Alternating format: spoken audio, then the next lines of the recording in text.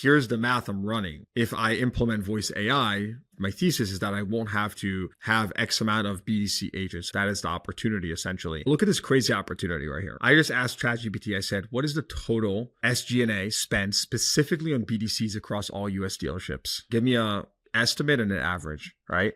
So the total it did was 16,000 franchise dealerships, 35,000 total dealerships, including independents. BDC presence. Most franchise dealerships have some BDC function in-house or outsourced. Let's conservatively say 70% of franchise stores. That would mean 11,200 have an active BDC. Yep. Assume that industry benchmarks put BDC labor plus tech costs at $20,000 to $50,000 a month, depending on structure and size.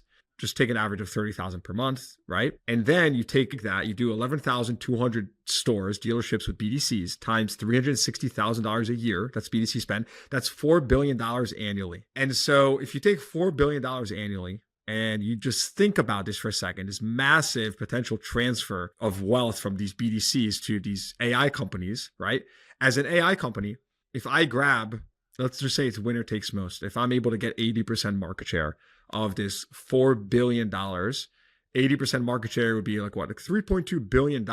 And then take a net margin on that. Let's just assume like, I don't know, like software margins are super high, but let's assume net margin on that is 50%. Again, I'm making up a number. Then you're at $1.6 billion and then throw a SaaS multiple on that. Let's just go 10x for shits and giggles. You've just created a $16 billion company from taking 80% market share and eliminating BDCs. I don't want to sound draconian or like, you know, I'm a geek into these things and I had to run this math real quick, but you essentially have an opportunity here, and 16 billion is conservative in my opinion if you really think about this long term.